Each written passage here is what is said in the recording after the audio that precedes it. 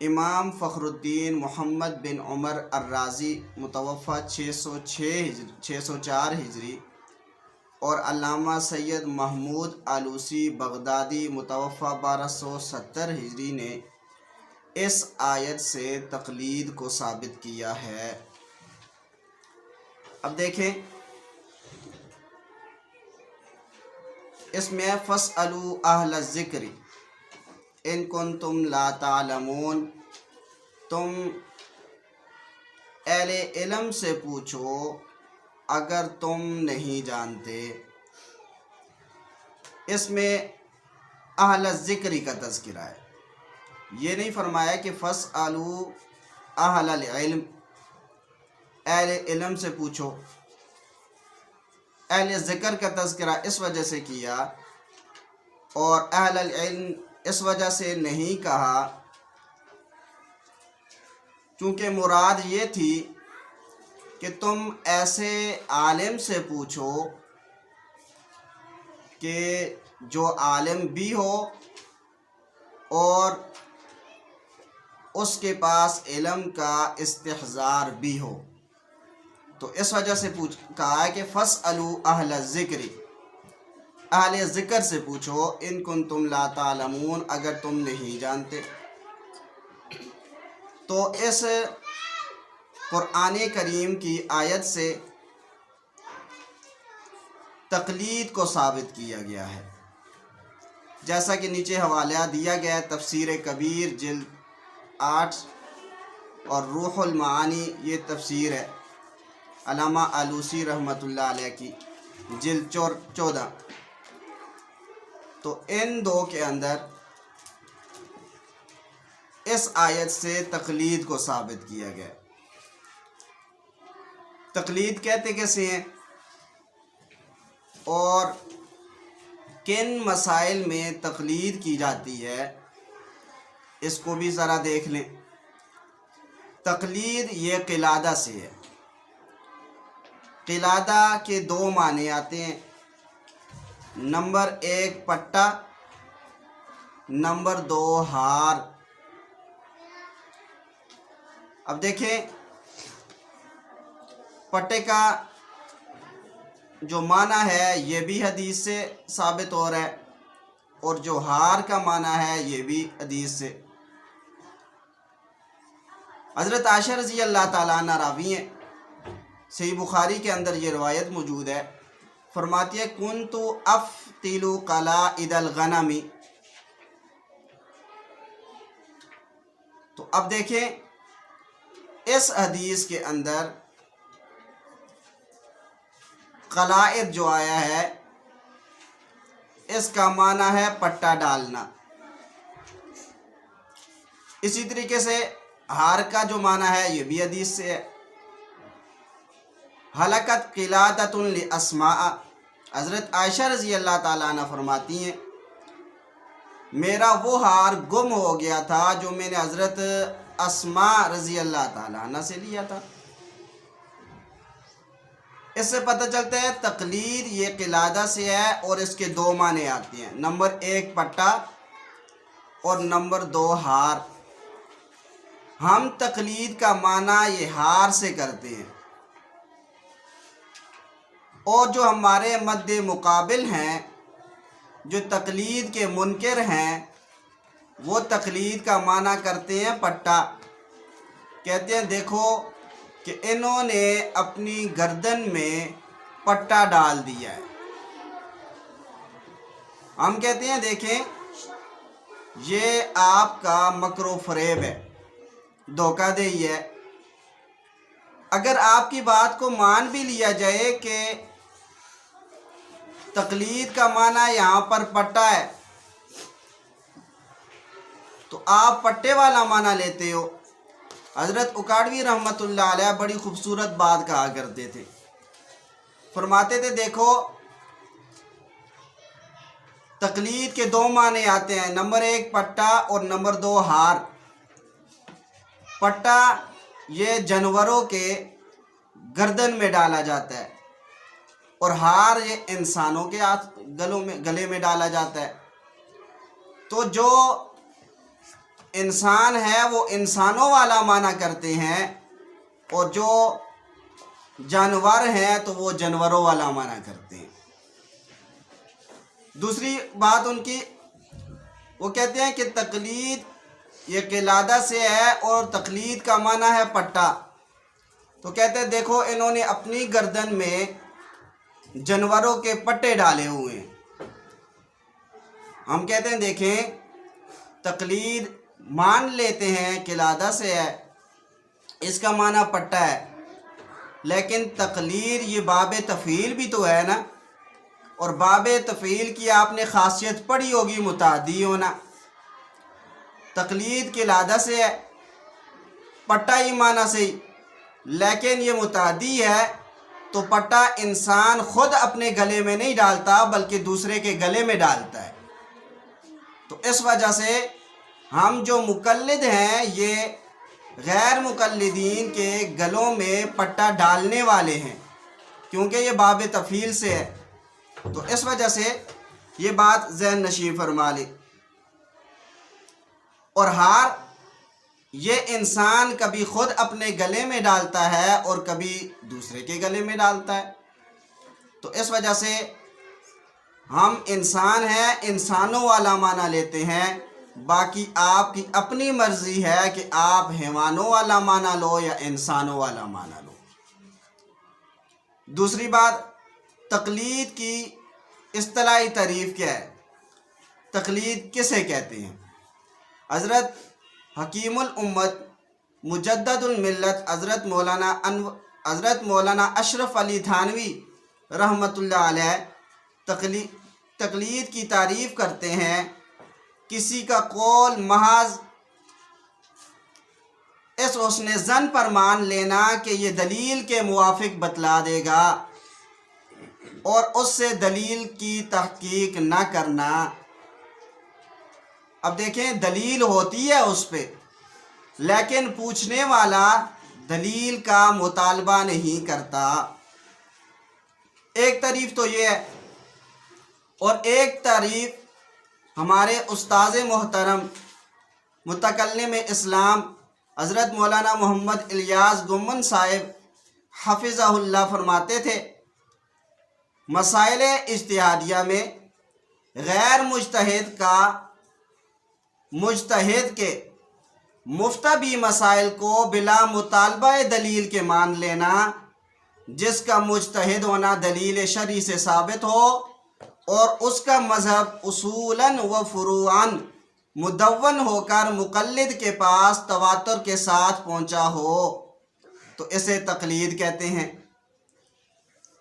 ایک دفعہ پھر سن لیں، مسائل اجتہادیہ میں غیر مجتہد کا مجتہد کے مفتبی مسائل کو بلا مطالبہ دلیل کے مان لینا، جس کا مجتہد ہونا دلیل شرعی سے ثابت ہو اور اس کا مذہب اصولاً و فروعاً مدون ہو کر مقلد کے پاس تواتر کے ساتھ پہنچا ہو۔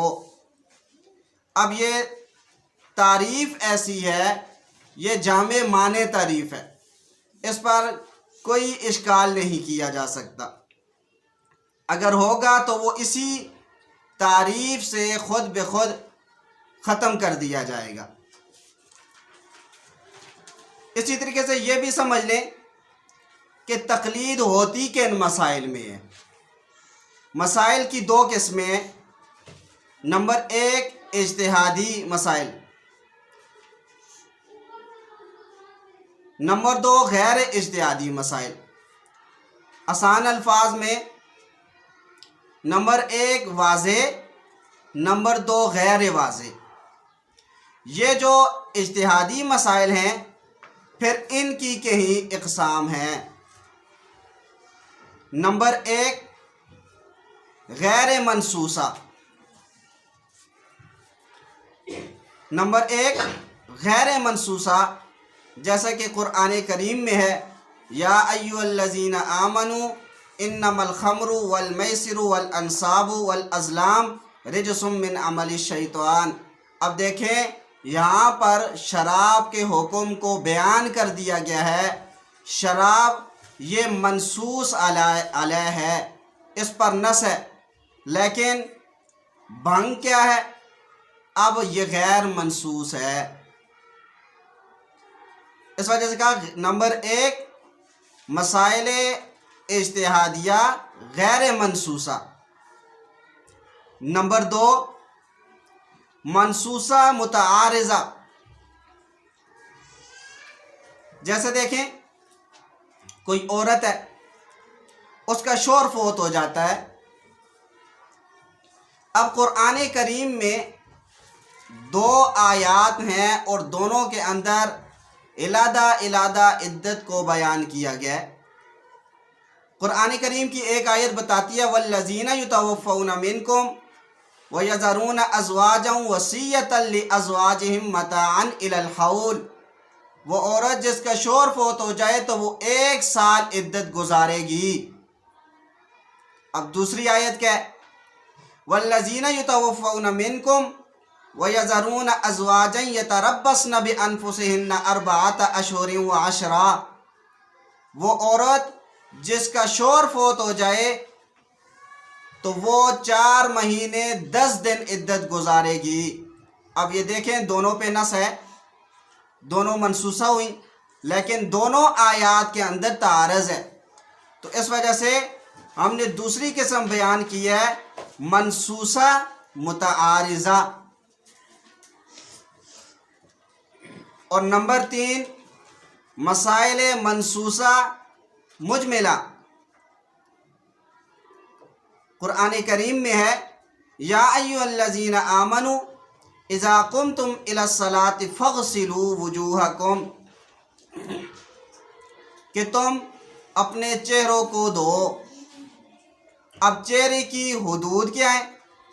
اب دیکھیں چہرے کے بارے میں نص وارد ہے کہ چہرے کو دھونا ہے، اس وجہ سے فرمایا مسائل منصوصہ۔ آگے فرمایا مجملہ، یہ مجمل ہوگی، کیا مطلب؟ اب دیکھیں چہرے کی حدود کو اس میں بیان نہیں کیا گیا ہے کہ چہرے کی حد کہاں سے کہاں تک ہے، تو اس وجہ سے تیسرے وہ مسائل ہے مسائل منصوصہ مجملہ، تو اس کے اندر بھی تقلید کی جاتی ہے۔ نمبر 4 مسائل منصوصہ محتملۃ المعانی، وہ مسئلہ ایسا ہوگا جس کے بارے میں نص تو ہوگی لیکن وہ 1 نہیں 2 3 معنوں کا احتمال رکھے گا، 2 معنوں کا احتمال رکھے گا۔ قرآن کریم میں ہے والمطلقات یتربصن بانفسہن 3 قروء، عورت جو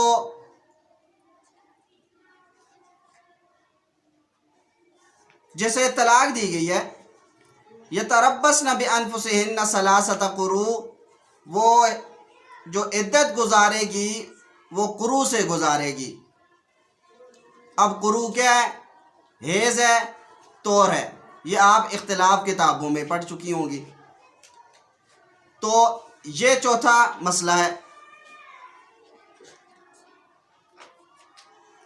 نمبر 5 مسائل منصوصہ غیر متعینۃ الاحکام،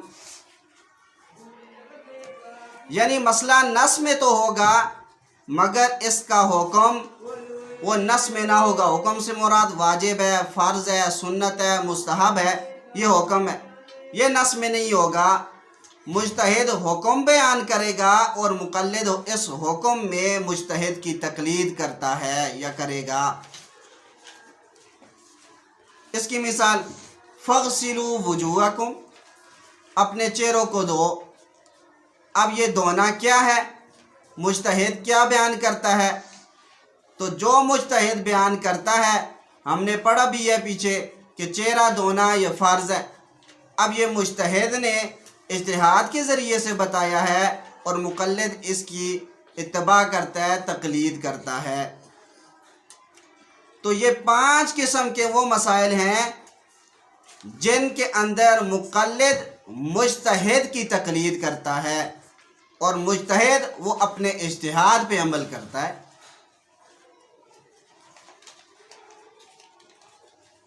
یہ 5 قسم کے ایسے مسائل ہیں۔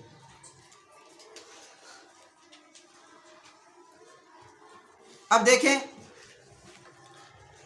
اس پہ جب آپ یہ بیان فرمائیں گی تو آپ کے اوپر کچھ نہ کچھ اعتراضات بھی ہوں گے. میں زیادہ بات نہیں کرتا، صرف ایک دو اشکالات آپ کے سامنے پیش کرتا ہوں. مثلا اشکال ہوگا، اچھا آپ امام اعظم ابو حنیفہ رحمۃ اللہ علیہ کی تقلید کرتے ہو. جی ہاں تقلید کرتے ہیں.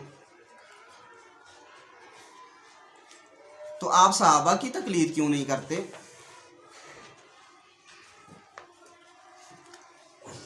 آپ صحابہ کی تقلید کرو.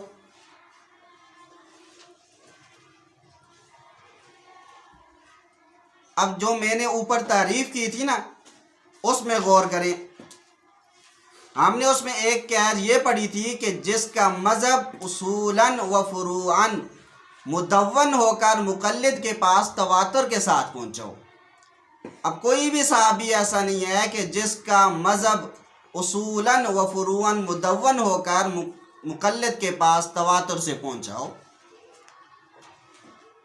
تو جب نہیں ہے تو اس وجہ سے ہم ان کی تقلید نہیں کرتے. امام اعظم ابو حنیفہ رحمۃ اللہ علیہ کے اصول و فروع مدون ہو کر مقلد کے پاس تواتر سے پہنچے ہیں تو اس وجہ سے ہم ان کی تقلید کرتے ہیں.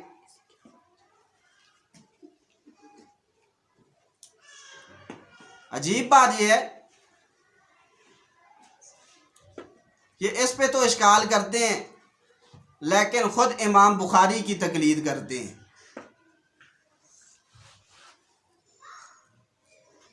خود امام بخاری کی تقلید کرتے ہیں، یہ امام ابن تیمیہ کی کرتے ہیں، بلکہ ہر آدمی کی تقلید کرتے ہیں. لیکن بات یہ ہے کہ جب دوسرا کرے تو دوسرا تقلید کرنے کی وجہ سے مشرک کہلاتا ہے ان کے ہاں، اور خود یہ سارا دن تقلید کرتے رہتے ہیں.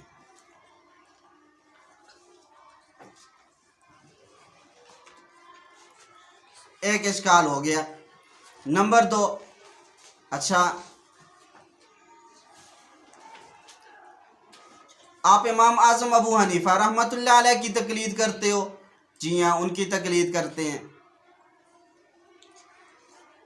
اچھا یہ بتائیں کہ امام اعظم ابو حنیفہ رحمۃ اللہ علیہ وہ کس کی تقلید کرتے تھے؟ یا یوں اعتراض کیا جاتا ہے، بتاؤ کہ تقلید کرنا واجب ہے؟ جی واجب ہے، اگر کوئی نہ کرے گناہ گار ہوگا. اچھا بتاؤ امام اعظم ابو حنیفہ رحمۃ اللہ علیہ کس کی وہ تقلید کرتے تھے؟ جی وہ تو تقلید نہیں کرتے تھے. تو کیا وہ گناہ گار نہ ہوئے؟ ہم کہتے ہیں نہیں، وہ گناہ گار نہیں ہوئے. وہ کیسے؟ دیکھیں مقلد پہ تقلید واجب ہوتی ہے مجتہد کی، اور مجتہد وہ خود کسی کی تقلید نہیں کرتا بلکہ وہ اپنے اجتہاد پہ عمل کرتا ہے. جیسے ہر امتی پر نبی کا کلمہ پڑھنا یہ فرض ہے، لیکن نبی کسی کا کلمہ نہیں پڑھتا کیونکہ وہ خود نبی ہوتا ہے. بالکل اسی طریقے سے مقلد اس پر واجب ہے کہ یہ تقلید کرے، اور مجتہد خود تقلید اس وجہ سے نہیں کرتا چونکہ وہ خود مجتہد ہوتا ہے. جیسے نبی کسی کا کلمہ نہیں پڑھتا کیونکہ وہ خود نبی ہوتا ہے، ایسے مجتہد بھی کسی کی تقلید نہیں کرتا چونکہ وہ خود مجتہد ہوتا ہے.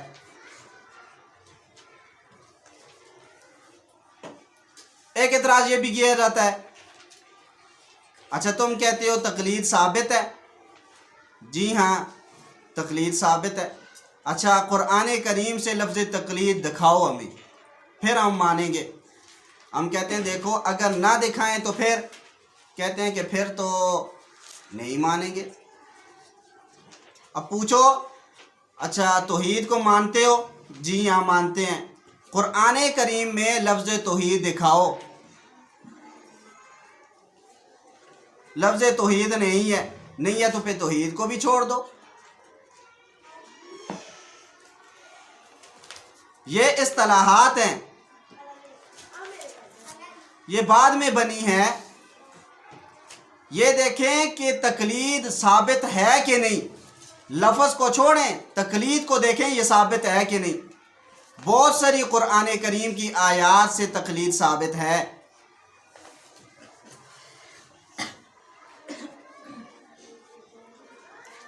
تو میں بات کر رہا تھا اس پہ کہ تقلید جو ہے وہ صرف 5 مسائل کے اندر ہوتی ہے، باقی کے اندر نہیں ہوتی۔ نمبر 2، حدیث مبارک سنن ابن ماجہ کے اندر یہ روایت موجود ہے۔ حضرت ابن عباس رضی اللہ تعالیٰ عنہما اس کے راوی ہیں، فرماتے ہیں قال رسول اللہ صلی اللہ علیہ وسلم، اللہ کے نبی صلی اللہ علیہ وسلم نے فرمایا فقیہ واحد اشد علی الشیطان من الف عابد، فقیہ واحد اشد علی الشیطان من الف عابد، ایک فقیہ شیطان پر 1000 عبادت کرنے والوں سے باری ہے۔ عبادت کرنے والے 1000 بندے ہوں اور فقیہ ایک ہو تو اس فقیہ کا مرتبہ ان عبادت کرنے والوں سے بڑا ہے۔ شیطان عبادت گزار کو تو پھنسا دے گا، لیکن فقیہ شخص کو پھنسانا بڑا مشکل کام ہے۔ تو اس وجہ سے فرمایا فقیہ واحد علی الشیطان من الف عابد۔ نمبر 3، عقیدہ۔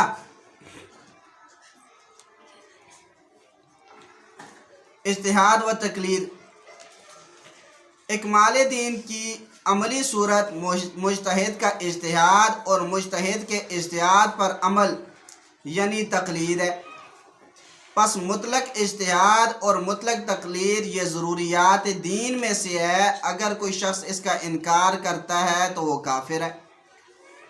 البتہ متعین 4 ائمہ، امام اعظم ابو حنیفہ، نعمان بن ثابت، امام مالک ابن انس، امام محمد ابن ادریس الشافعی اور امام احمد بن حنبل رحمہم اللہ کی فقہ اور تقلید کا انکار کرنا گمراہی ہے، چونکہ حق اہل سنت والجماعت کے مذاہب 4 حنفی، شافعی، مالکی اور حنبلی میں بند ہے، اس لیے نفس پرستی اور خواہش پرستی کے اس زمانے میں 4 اماموں میں سے کسی ایک کی تقلید واجب ہے۔ نوٹ: ہم اور ہمارے مشائخ تمام اصول و فروع میں امام اعظم ابو حنیفہ، نعمان بن ثابت رحمۃ اللہ علیہ کے مقلد ہیں۔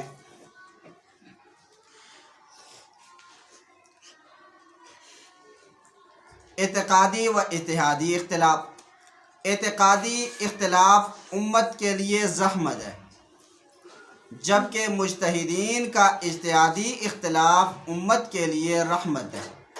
اجتہادی اختلاف یہ امت کے لیے زحمت نہیں ہے بلکہ رحمت ہے، تو یہ ہونا چاہیے، اور مقلدین و مجتہدین دونوں کے لیے باعث اجر و ثواب ہے، بشرط ہے کہ یہ مجتہد بھی ہو۔ ایسا نہ ہو جیسا کہ آج کل کے دور میں ہر بندہ یہ مجتہد بن کے بیٹھ گیا ہے، تو اس وجہ سے مجتہد ہونا بھی ضروری ہے، مگر درست اجتہاد پر دوہرا اجر ہے اور غلط اجتہاد پر اکارہ اجر، بشرط ہے کہ اجتہاد کنندہ میں اجتہاد کرنے کی اہلیت بھی ہو۔ اب دیکھیں صحیح بخاری کے اندر روایت موجود ہے، اللہ کے نبی صلی اللہ علیہ وسلم نے فرمایا اذا حکم الحاکم فاجتہد ثم اصاب فلہ اجران، جب مجتہد اجتہاد کرے اور صحیح اجتہاد کرے فلہ اجران، تو اللہ تعالیٰ اس کو ڈبل اجر عطا فرماتے ہیں، دوہرا اجر عطا فرماتے ہیں۔ وَإِذَا حَكَمَ فَاجْتَهَدَ، اور جب مجتہد اجتہاد کر کے کوئی فیصلہ کرے ثم اخطأ، پھر اجتہاد کے اندر خطا کرے فَلَهُ أَجْرٌ، پس اس کے لیے اکارہ اجر پھر بھی ہوتا ہے۔ تو اس وجہ سے ہم کہتے ہیں دیکھیں ایک مسئلے کے اندر 4 امام ہوں، یہ اجتہاد کرتے ہیں تو اس وجہ سے ان میں سے جو صحیح ہوتا ہے، جس کا اجتہاد صحیح ہوتا ہے، وہ ان چاروں میں سے ایک ہوتا ہے۔ یہ ذہن میں رکھیں، عند اللہ، یہ ان میں سے جو صحیح ہوتا ہے وہ ایک ہوتا ہے، تو اس وجہ سے اس کو ڈبل اجر ملتا ہے۔ اور باقی جو 3 ہیں ان کا جو اجتہاد ہے یہ خطا ہوتا ہے، تو ان کو 11 اجر پھر بھی اللہ تعالیٰ عطا فرماتے ہیں۔ تو اس وجہ سے عوام کے نزدیک تو چاروں ٹھیک ہیں، لیکن اللہ تعالیٰ کے ہاں ان میں سے ایک ٹھیک ہے اور 4 خطا پہ ہیں۔ اور خطا، یہ خطا جو حق کے مقابلے میں ہے، یہ خطا اجتہادی ہے۔ تو اس وجہ سے اس خطا اجتہادی پہ بھی اللہ تعالیٰ اسے 11 اجر ضرور عطا فرماتے ہیں۔ تو دیکھیں مجتہد کی کتنی بڑی شان ہے، اگر اجتہاد کرتا ہے، صحیح کرتا ہے، تو اللہ تعالیٰ پھر بھی اسے اجر عطا فرماتے ہیں، بلکہ ڈبل اجر عطا فرماتے ہیں۔ اور جب اجتہاد کرتا ہے تو غلطی کرتا ہے، مجتہد کی اتنی بڑی شان ہے، اللہ تعالیٰ پھر بھی اسے اس پر 11 اجر ضرور عطا فرماتے ہیں۔ اصول 4، دین اسلام کے اعمال و احکام اور جامعیت کے لیے اصول 4 کتاب اللہ، سنت رسول اللہ، اجماع امت اور قیاس شرعی کا ماننا ضروری ہے، اور ان اصول 4 سے ثابت شدہ مسائل کا نام فقہ ہے۔ فقہ کی تعریف بھی اس سے پتہ چل گئی، جس کا انکار حدیث کے انکار کی طرح دین میں تحریف کا بہت بڑا سبب ہے۔ نمبر 4 مسئلہ قضا نمازیں۔ اصل نماز وہی ہے جو وقت پر پڑھی جائے، لیکن وقت میں نہ پڑھ سکے تو معاف نہیں ہو جاتی، بلکہ ذمہ میں فرض رہتی ہے، بعد میں پڑھنے کو قضا کہتے ہیں۔ غفلت یا بے دینی کی وجہ سے بعض لوگوں کی بلوغ کے بعد سے کئی سالوں کی نمازیں رہی ہوتی ہیں۔ ان کو قضا کرنے کا آسان طریقہ یہ ہے کہ سوچ و بچار کر کے پہلے اندازہ قائم کریں کہ اتنے دنوں کی نمازیں رہتی ہیں، اور پھر ان کو لکھ لیں۔ پھر ہر وقتی نماز کے ساتھ ایک گزشتہ قضا نماز بھی پڑھ لیں۔ وقتی فجر کے ساتھ گزشتہ ایک فجر، زور کے ساتھ زور، اور اسی طرح نوافل پر ان گزشتہ فرض نمازوں کو ترجیح دیں۔ یعنی تہجد اشراق کا معمول ہے تو ان نوافل کی جگہ بھی گزشتہ قضا نمازیں پڑھیں، کیونکہ یہ تو نفل ہے، اگر آپ نے نہ پڑھی تو آپ کو گناہ نہیں ہوگا، پڑھنی تو ثواب ہے، لیکن جو قضا ہے وہ تو بہرحال آپ پر فرض ہے، تو اس وجہ سے وہ آپ نے ہر صورت میں ادا کرنی ہے، تو اس وجہ سے ان نوافل پر ان قضا نمازوں کو ترجیح دیں۔ اسی طرح گزشتہ کئی سالوں کی نماز قضا پڑھنے کی صورت میں دن تاریخ کی تعیین کے ساتھ نیت کرنے کی ضرورت نہیں، بلکہ یوں نیت کی جا سکتی ہے کہ میرے ذمے فجر کی جتنی نمازیں ہیں ان میں پہلی پڑھتی ہوں، جتنی زور کی ہیں ان میں سے پہلی پڑھتی ہوں، اب جو پڑھ چکیں گی تو اس سے اگلی پہلی بن چکی ہوگی۔ اسی طرح اپنی بلوغت کے بعد کی رہی ہوئی نمازوں کو قضا پڑھیں۔ دراصل قضاء عمری اسی ترتیب کے ساتھ قضا نمازیں پڑھنے کا نام ہے۔ باقی عوام میں جو قضاء عمری کا تصور ہے کہ فضیلت والی رات مثلا شب برات یا شب قدر میں ایک نماز پڑھ کر سب نمازوں سے آپ دستبردار ہو جائیں، یہ غلط تصور ہے۔ قضا شدہ نماز پڑھے بغیر توبہ و استغفار کافی نہیں، توبہ بروقت نہ پڑھنے پر ہوگی، اور قضا اپنی جگہ پر یہ ضروری ہے۔ ہمارے ہاں یہ جو تصور کیا جاتا ہے 4 رکعتیں پڑھو، فلاں صورت پڑھو، شب قدر میں اور شب برات میں پڑھو، تو 4 رکعتیں پڑھیں آپ کی پچھلی ساری معاف ہیں، یہ بالکل غلط تصور ہے، اس کا کوئی ثبوت وغیرہ نہیں ہے، تو اس سے اجتناب کرنا چاہیے۔ بلکہ آپ کے ذمہ میں جو قضا فرض نمازیں رہی ہیں تو جب تک ان کو آپ لوٹائیں گی نہیں اس وقت تک وہ ادا نہیں ہوں گی، تو اس وجہ سے ایک ترتیب بنا لیں، اور جو قضا نمازیں ہیں بلوغت کے بعد کی تو اس اعتبار سے آپ ان کو ساتھ ساتھ میں لوٹاتی بھی جائیں۔ 5ویں چیز ہے دعا، نماز کے بعد کی دعا۔ حضرت ثوبان رضی اللہ تعالیٰ عنہ سے مروی ہے، اللہ کے نبی صلی اللہ علیہ وسلم جب نماز سے فارغ ہوتے تو 3 بار استغفار پڑھتے اور یہ دعا پڑھتے، اللہم انت السلام ومنک السلام تبارک یا ذا الجلال والاکرام۔ صحیح مسلم جلد 1 کے اندر یہ روایت ہے۔